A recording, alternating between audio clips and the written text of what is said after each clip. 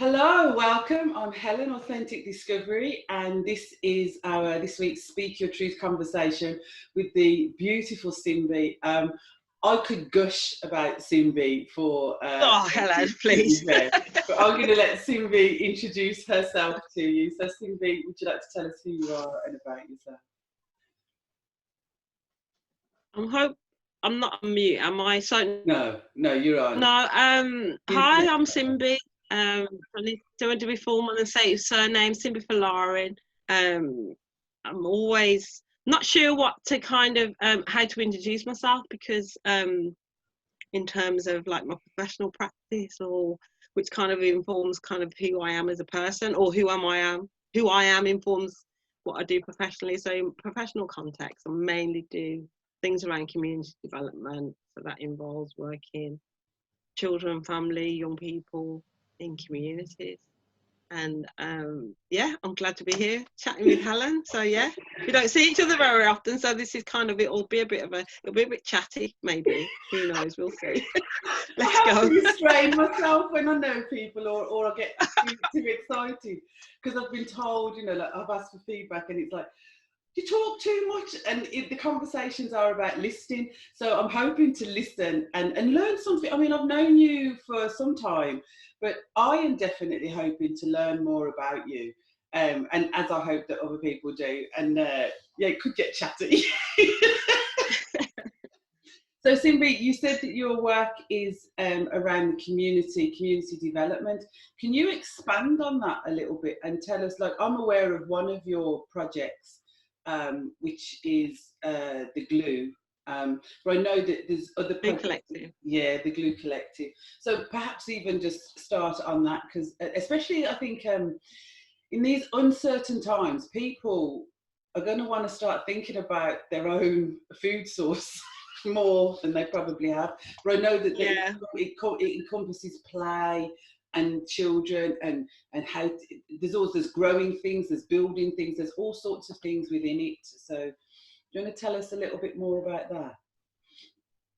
Oh, I don't know about the word little, because as soon as I suppose the context of it and the seed of the Glue Collective have to kind of go back back a bit. And the initial spark then for that was at the time I was a director of a children's and young people's community arts company, and we employed artists and stuff, and we went out and we were working with children in communities, in schools, etc. And one of the threads of the conversations we would have with the artists that we were working with was because they were really resourceful and they kind of collect lots of materials. It was all about getting kind of as much stuff as you can for free, because children are just creative with whatever you present with them. So we had this conversation about, well, the only thing that we should be buying really as a resource is glue. Kind of fast forward a little bit, I started to do my master's degree in a topic, transformational practice. Maybe we'll get a chance to talk about that a bit later on. But one of the questions for me while I was doing my master's, the sector that I work in at that time, like the funding plug was pulled out from it in terms of public funding.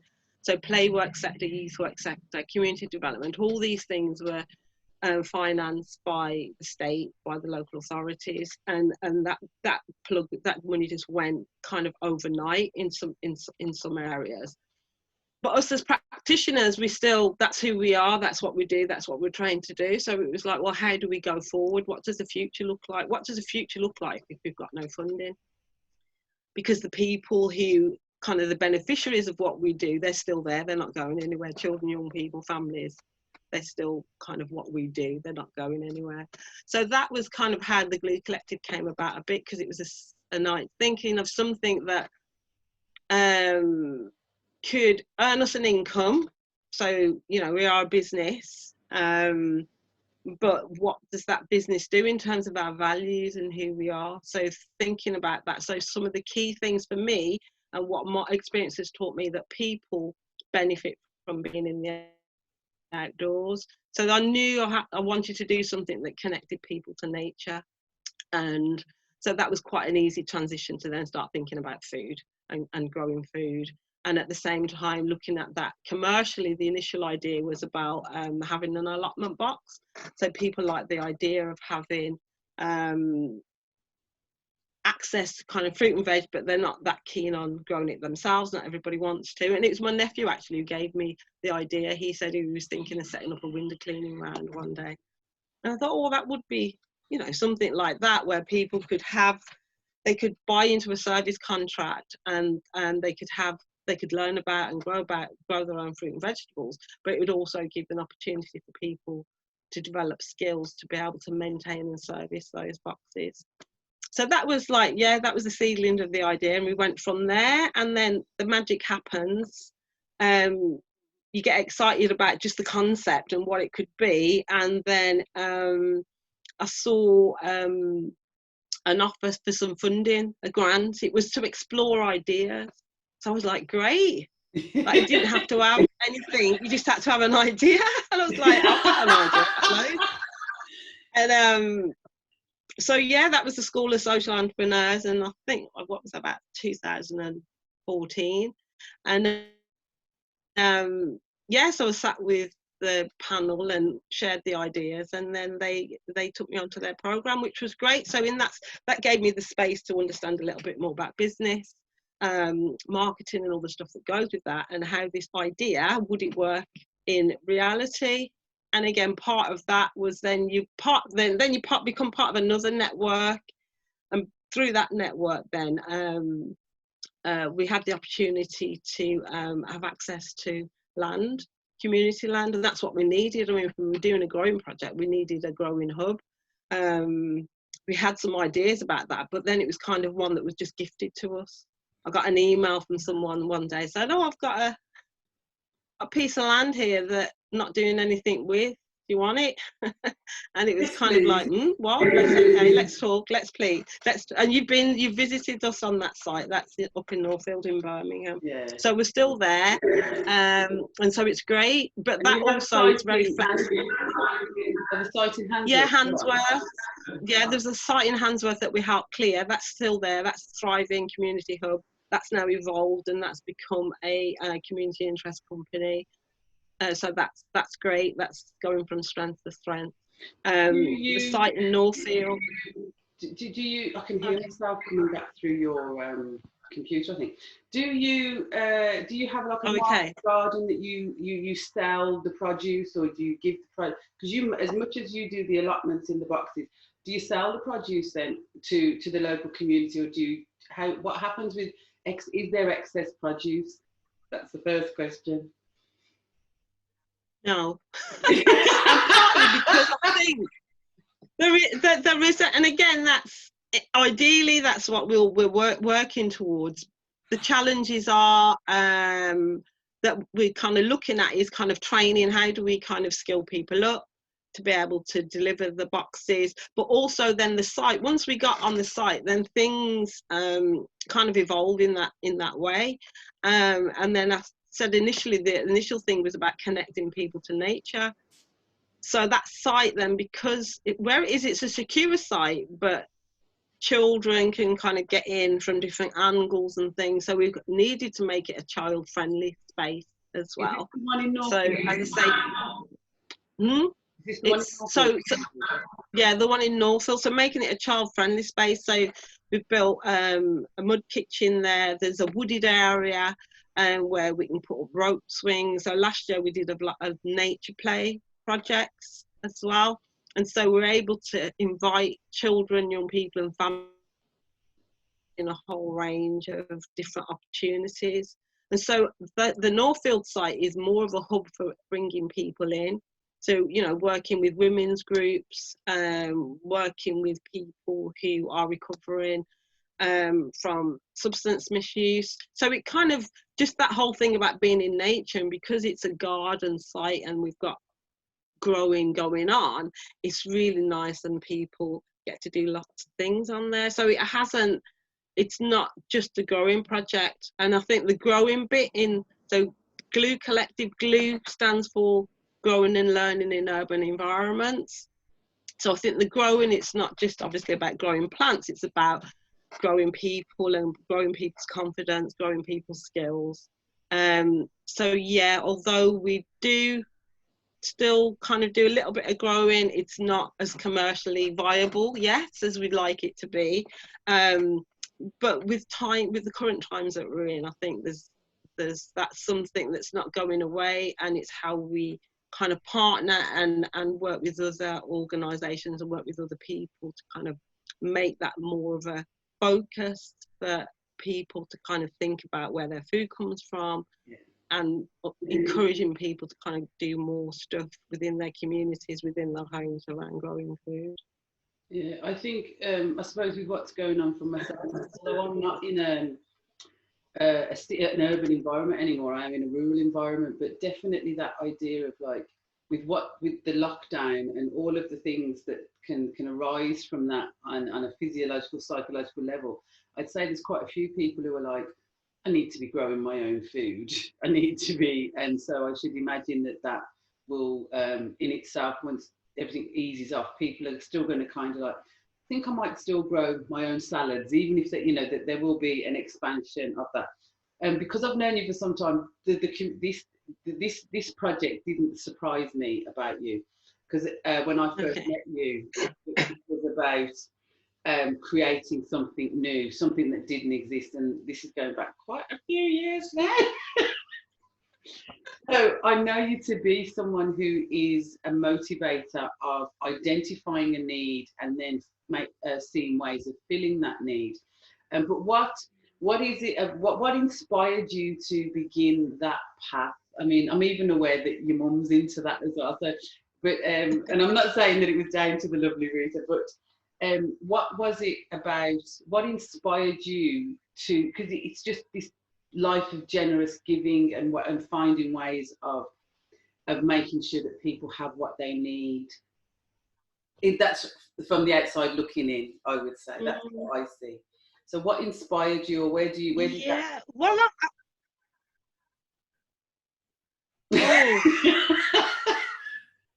I think and it's only kind of now, with grey hairs and with hindsight and things, all time as well, and where I am in my life, that I've probably had time to think about that a little bit more. So where does things start? So I'm very interested and inspired by legacies and kind of just that kind of who you are, like, who is a person, and then it's like, well, I'm just, I'm me, but because of so many other things that have happened. So because of my parents, and then so looking at kind of my parents, who they were, the kind of things that they did. So they, my dad was a very trade union shop steward, very active community person, within his own kind of the Nigerian community that's like my dad's background in Birmingham. So he was always instrumental in, and they kind of there was a collective, and they always worked together collectively to do things for each other and for their families. And that's how we grew up. So we were very connected to that kind of hub of people. And within that, my mum was very active in communities. And so then I look a little bit further, and then finding out quite later in life that my grandmother on my dad's side was a herbalist. She was into not so much growing, and so, and then when I looked to there was a period of time when I don't know if you might remember, I knew you then, but then we can't be making our own clothes or making our bean bags or anything material that we needed in the house, we were making it ourselves. But then understanding my own kind of history and looking at that now and thinking, okay, so my grandparents and great grandparents on my mom's side, they were master sewers, seamstresses and stuff, making fancy goods and that in Birmingham here for a few generations back. Almost genetic. Well, that's so then I start thinking, is it whether it's how you were nurtured, also within how your parents were nurtured, and it becomes part of your DNA almost, that you were genetically modified, for want of the better expression. Oh my gosh, I can't believe I used that when describing the beautiful Simbi. But you're almost genetically But modified then I can't, you kind of, yeah, to be that person. yeah. And so that is, well, so it's kind of that trying to accept that about myself, because it's like, okay, so, and accept those influences and kind of then be grateful for those influences. And embrace them, not And fight that kind of, I against suppose, them. back to the questions that, yeah, not fighting against it and more accepting of myself. And, you know, I can remember being told, you know, as a young woman then, you know, you're too soft, you know, or, and statements like that, or, oh, it's just you. And it's like, so then you can start looking at yourself in a way that's kind of disapproving and things like that. But so yeah, it's the kind of that journey of kind of accepting and trying to understand who I am and why all these influences you know, coming through in my life, and kind of making the most of them and looking at them as legacy. And I think because where I am in my own age, and then I've got grandchildren now, so it's then I'm looking at, okay, what's my legacy as well for them.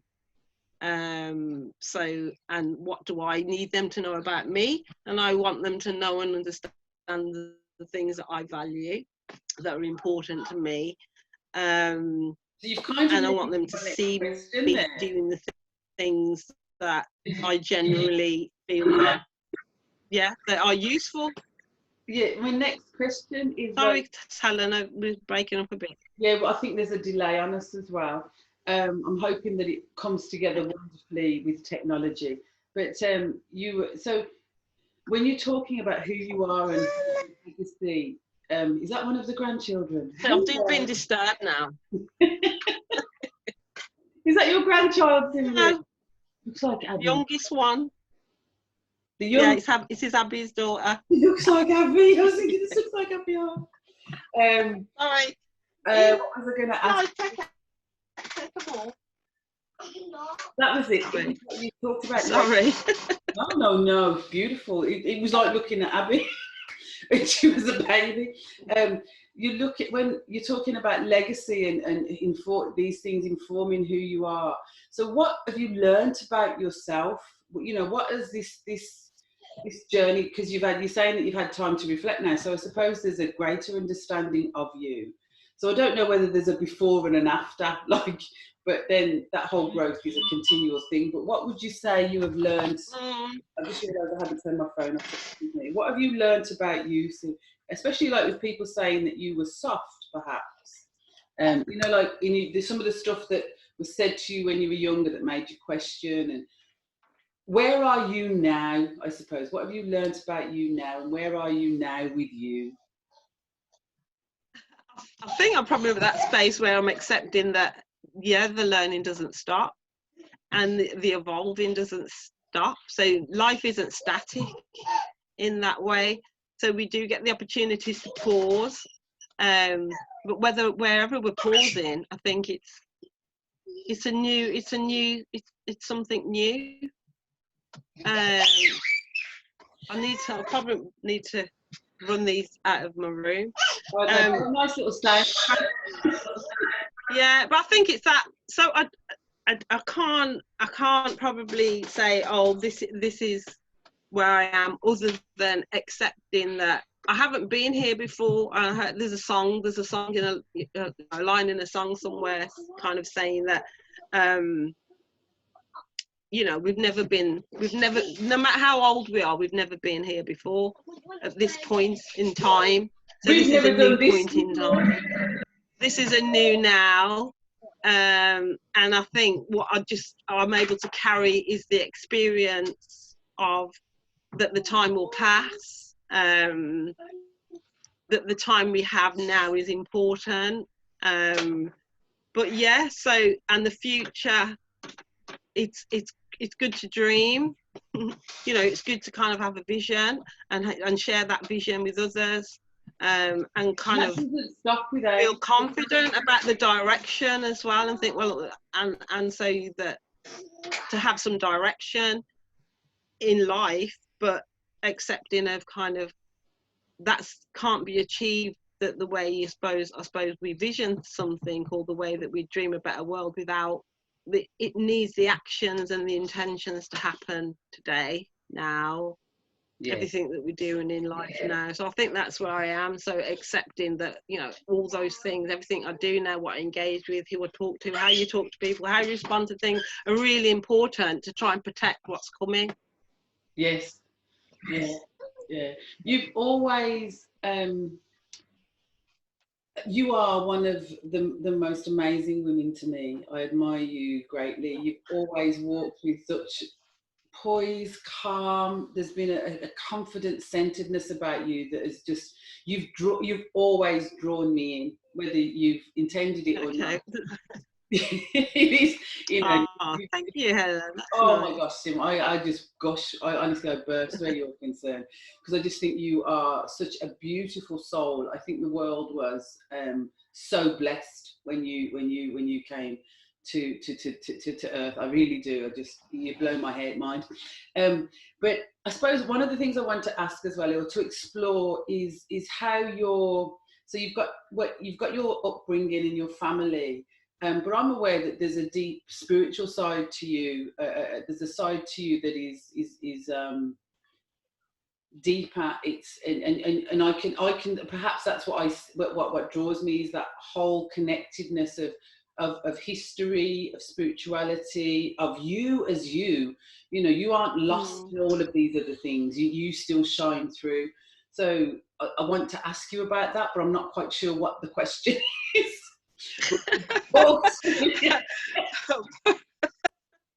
If you could just talk to me about what I've just said, that would be lovely.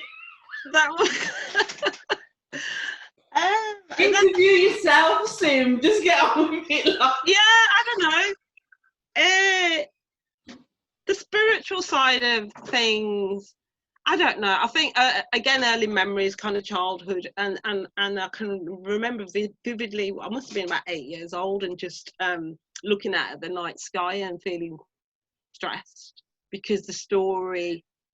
I didn't come from a religious family, not a religious upbringing. My dad's a Muslim. My mum's baptised as a Church of England. Church of England get baptised? I'm not sure, but anyway. So there wasn't religious practice in the household, and so going to school and things like that, I was quite touched when a bit freaked out when I heard that people go up to heaven, and I can remember trying to work that out as a child and getting quite distressed and looking at the sky and thinking, how the hell do you get up there? There's nothing there.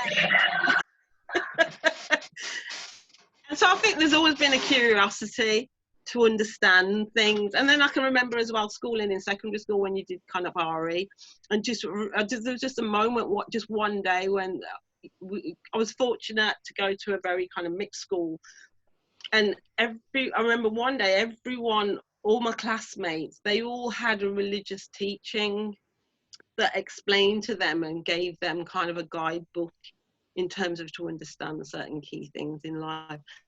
And I was I felt quite envious, especially one lad. And I was like, wow, you know, the kind of, you're given as a child, like the meaning of life and death and things like that. And I was thinking, I didn't have that. And then like my own parents, I think I'd be grateful because my mum and dad, so there wasn't that religious conflict within the house. And they all said, when you get older, you'll choose your own religion, you know, and kind of find your own path. So I think I've always had that freedom, you know, to think how, you know what I mean, to kind of make sense of the world according to where I'm at, what I'm receiving, what I'm understanding. So I've had the freedom. Yeah, I've had that sense of freedom, and not the sense of, you know, I have to kind of submit to something because of tradition or because of something. And I think that suited me. It was necessary in terms of my identity. You know, a mixed race person in a city, you know, when you start looking at the bigger world and the time frame that we was in, you know, growing up, you know, what was happening, you know, apartheid in South Africa, civil rights movements, that 16, all those things were popping off for me. You know, the emergence of the identity around that came to us, like around music.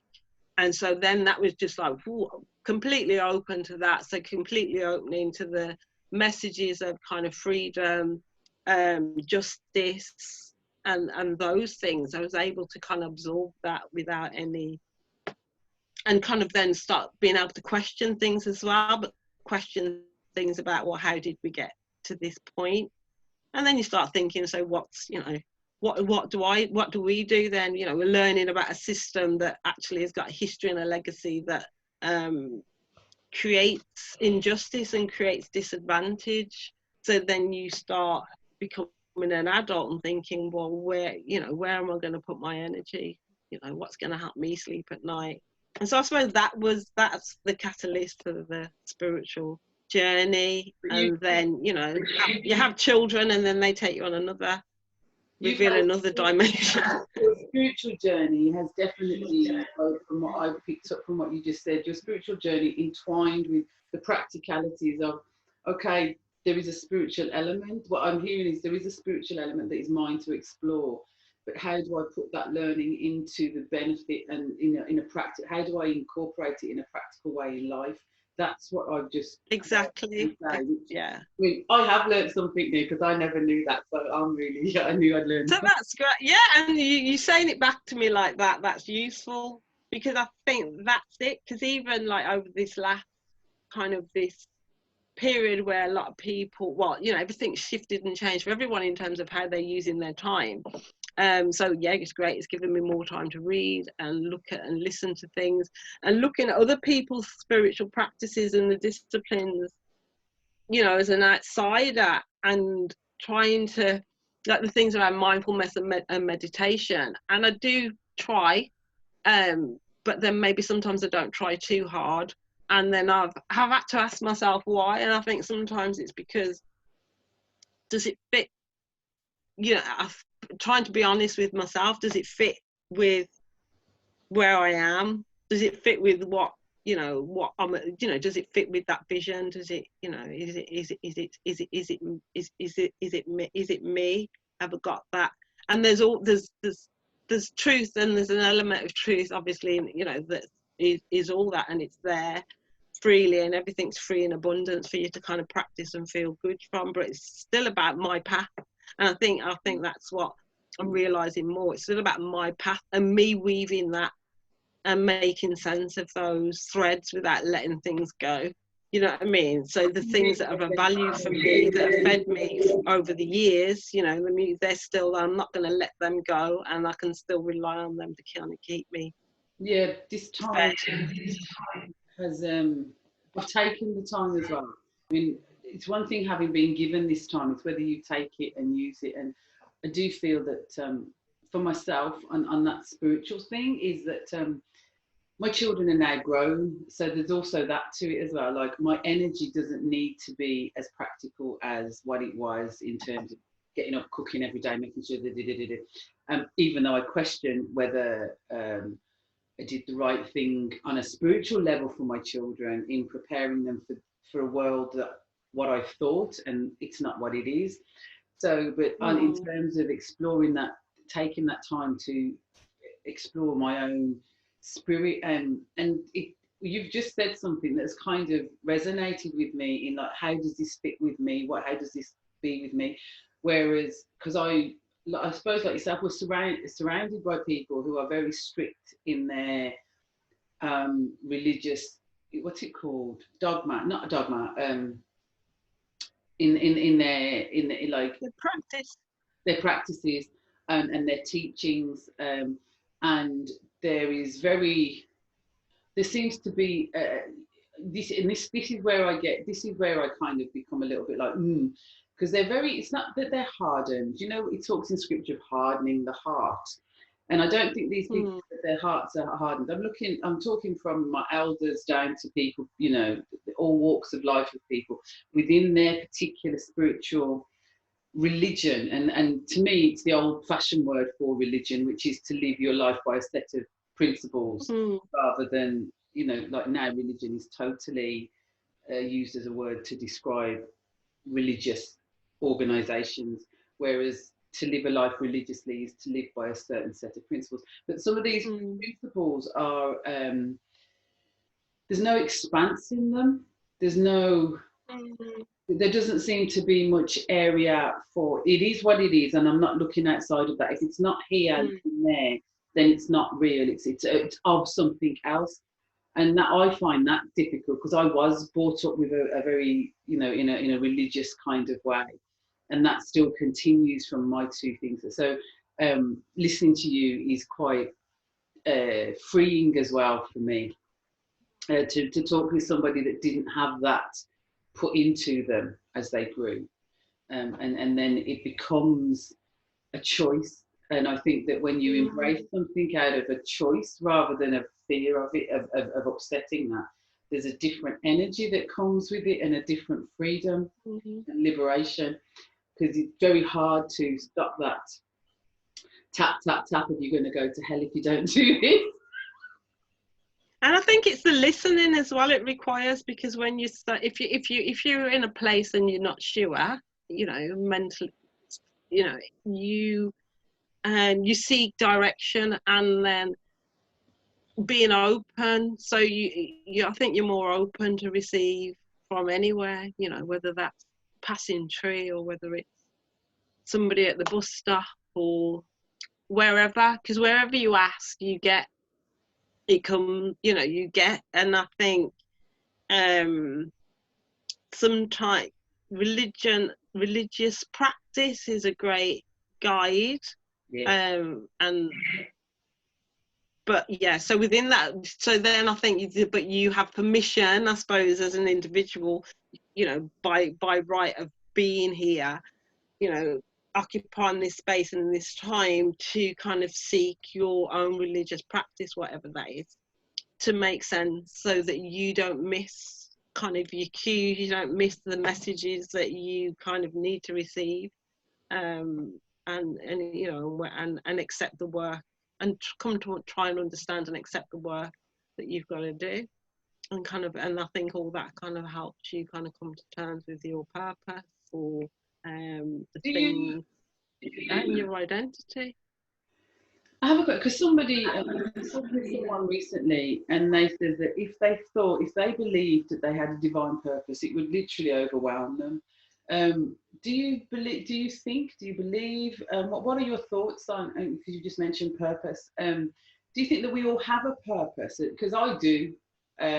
So I have this idea that we're all here for a reason, and the purpose might be. It does. I think sometimes people think that purpose has to be a grandiose thing, that it has to be huge and it has to be massive and mega. Whereas, like you said, a conversation at a bus stop with somebody, you can do something or say something or be a certain way with that person, and that was your sole. I mean, I'm not saying it is, but to me, I often think that could be your sole purpose, because what that person then does with what you've done could be grandiose, or what they pass on to somebody. I do think that it can be like a ripple, but we have this ideology that purpose is huge and it's going to be human changing, when it could actually, I could have fulfilled my purpose. I don't know. I don't think I have, but I could have. But it could have been just it could have been a conversation. You could have snapped it. It could have been you in one of your bad moments where you went into somewhere, you engaged with somebody and you were just like, boom, and you walked out. And that actually was a catalyst for them to go and do something, you know. So I do wonder sometimes. So what are your thoughts on a divine purpose, a purpose? Is it something that we all have? Is it something we should all seek? Or is it something that just is? I don't know. When you were talking, so the divinity of a thing, it can't just apply to one. It needs to apply to all. And I say that because when you were saying about the conversation, it kind of made me think about more of kind of my youth work and learning about conversation. You know, the key kind of principle I carry with me from my youth work training is can you have a conversation with a young person? That was it. Because within that conversation is an active dialogue, and an active dialogue creates change. So, and I kind of I carry that I like with that. me, and so I know that that's because it's an active learn, so it becomes intentional, and yeah, so just kind of knowing that, and then so then again with my youth work and community work practice and the things that we do is kind of hold a space sometimes, like, you know, you're holding space now for these conversations to happen, so they can happen because you're holding the space. So again, in our work and I suppose practice, you can you hold space for people, because then there's power in that opportunity to kind of communicate. And yeah, and I think that's enough in itself to kind of create changes, just the intentional space, that it's a safe space, it's a space where you're cared for, you're going to have the right attention. Let's see, you know, and I think that's why again, my working practice, I'm quite fortunate to have had have a grounding and understanding of the power of play and play work, and about just holding the space for children to occupy, because children, and you know, most of everything in kind of that interacts on a universal scale is playing with ideas, playing with it, you know, playing with elements, you know, things moving and kind of exploring. So to be able to do that for children is great. So probably hasn't answered your question about divine purpose. Well, it has kind of, and it's kind of, it almost is like taking the fish hook out of my back as well. You know, like, is this the purpose? Our purpose is to converse with each other. Our purpose is to aid and illuminate and act as a catalyst for each other, and that's a constant kind of toing and froing with each other. You know, divine purpose and great massive expanses of things aren't necessarily what we're here to do. Even if you think you have a divine purpose, at the end of the day, that is going to happen through conversations, through interactions, through engagements. Very kind of minute, this level. And the other thing, I need to say it because it was like, yeah, I got excited about understanding it, so I'll share it. That conversational thing as part of my masters. Again, one of the messages and the things that I remember is kind of just looking at how looking at ants and looking at communities. So you've got a community of ants, you've got a community of bees, community of wasps, and how that community can thrive. And you know, science tells us the reason that ants can build a city. No one's got the blueprint, no one's got the overview, you know, of what's going on. Yeah, no, but it happens because what ants do as a system, a social system, is they listen to their neighbour. They listen and communicate with those closest to them. So I thought, wow, that's just, you know, so there's no hierarchy. You communicate with your neighbours and then get on with your bit, you know, do your thing in response to whatever your neighbours are communicating. We need to sort this out, or we need to go here for food, or let's do this. And so it's very kind of localised.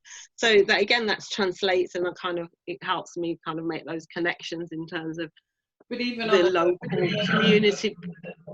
With what's going on right now with this mass lockdown around the globe, and things, if we can all come together on our local levels, and then when that expands, that does expand into the global community, because at the end, the whole community is healthy. Is their neighbours, and there is this, again, it's that duality, that dialogue. So your community expands, the outer areas connect with the different communities around there, and then they can, and you have an exchange of culture, an exchange of ideas that ripples back into your community and then goes back out to theirs, and it does, and that's what's happened within our world today. But it's it sounds as if, I mean, the ants are always inspirational and how they work diligently with that. But in terms of how to, because one of the things that's been coming up for me recently is how do we put the brakes on what's going on and some of the possibilities of the things that are detrimental to humanity that may be going on, and create something new. And it possibly is that we have to come back to that community, that sense of self. And that starts with the self, it starts with the family, and then it spreads out to your neighbours, and you listen to your neighbours, and then your neighbours listen. So it's kind of in my head, there is a whirring that is the way forward for us. That if we can create that in a beneficial, sustainable way for us all, rather than just this pyramid of the few, then, you know. But I've gone somewhere else there. No, but I think it's that. No, you said something about putting the brakes on, and I think that's you know, even you know, this is sort of a break, sort of, but you know, any kind of break is just, it's going to be horrendous for so many people. But I think there's so much, it's kind of trying to unravel. I think we all have we've all got work to do wherever we are in kind of unraveling those threads, and kind of little by little removing the things that are harmful, the things that are harmful to us, and the things that are harmful to our communities, and recognising, just doing a little bit of work around that, whether that's about, you know, is that car journey necessary, whether that's you know, doing something about your own health, you know, going on that walk, you know what I mean, and just unraveling things, and then connecting with others who are doing the similar work. And I think it's something that we all need to get onto doing that wherever we're at within that, because everybody's got stuff to do. Doesn't matter who they are. And it's encouraging people. I think my practice is about, I suppose, encouraging people to change. Happens, but it's encouraging people and trying to give people a bit of hope and confidence in that they can, they do have some control and some influence over the changes that they can make for themselves. And yeah, the whole world could conspire or seem to conspire against you, because that's forcing changes on people that people obviously, you know, are going to have to are struggling with.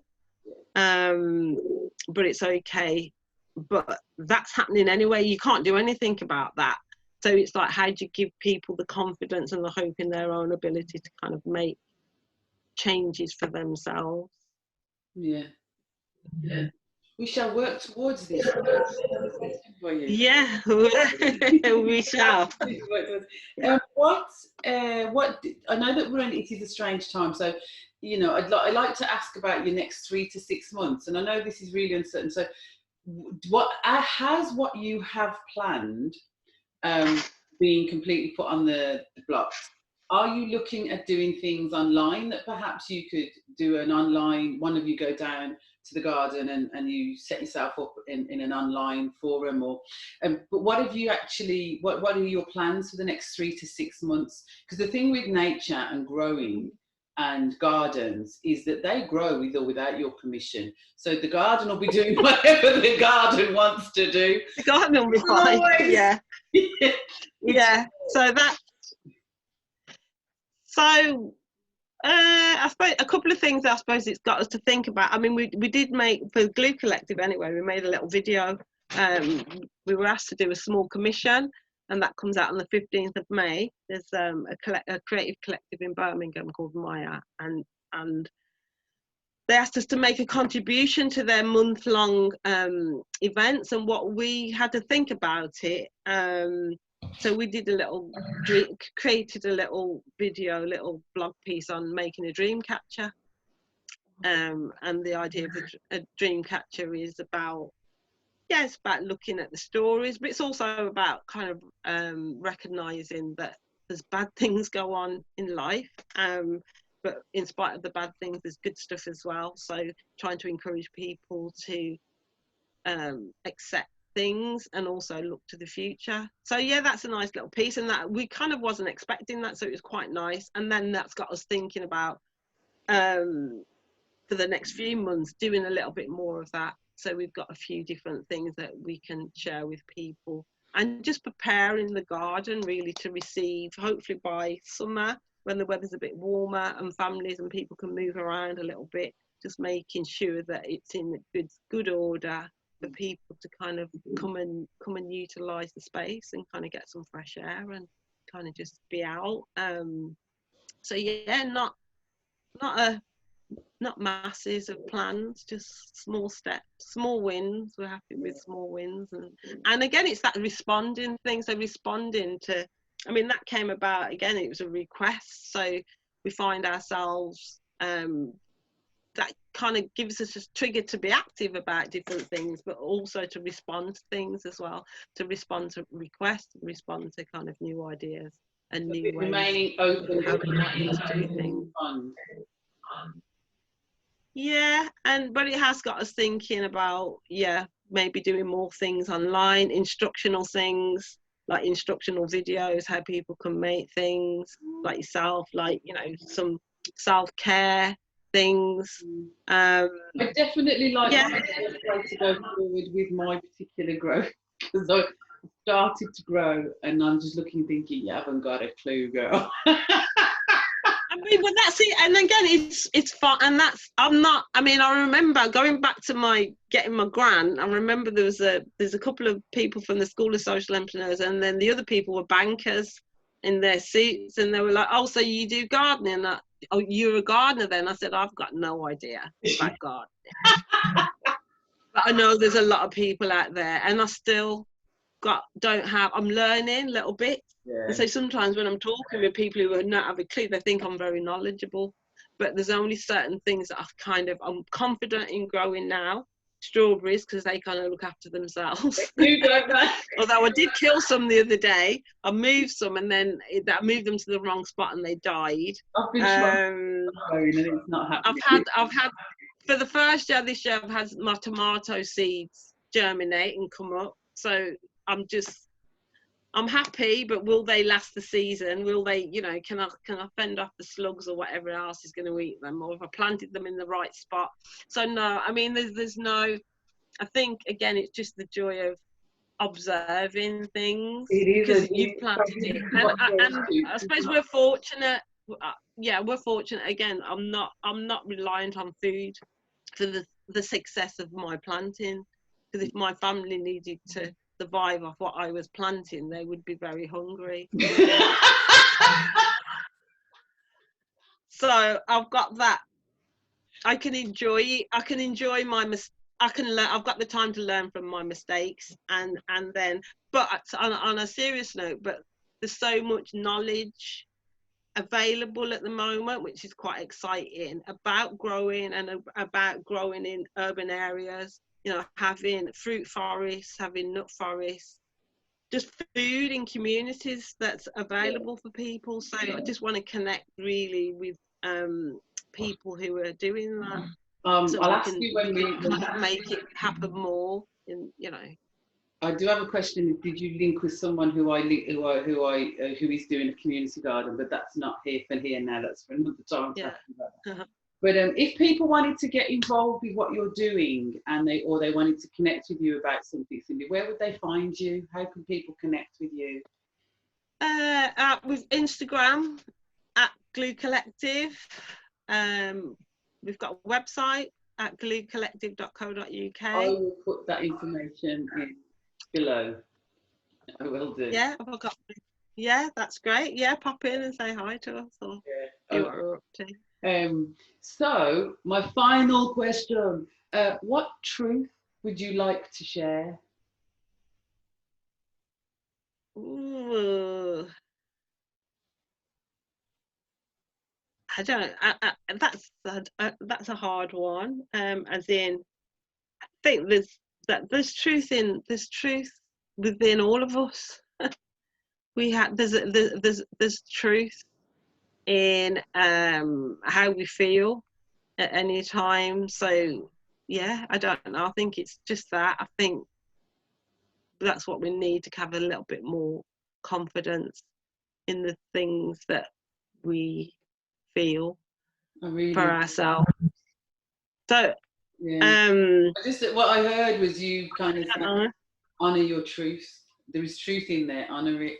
You know, be confident with it. Yeah, and look at it, and because it's you. I mean, and that's all. You know, you're you, and getting to come to terms and accepting who you are, and that, you know, and that's complex. You know what I mean? That's a complex thing, and it's a journey of discovery, and it doesn't. And I say it, and it doesn't end. But yeah, so within us, I don't know. There's many truths. So the a truth, I think that's kind of a bit. It's small, but that's good because seeds start off small. You know what I mean? But yeah. So I don't know. I don't have a simple answer. It's that.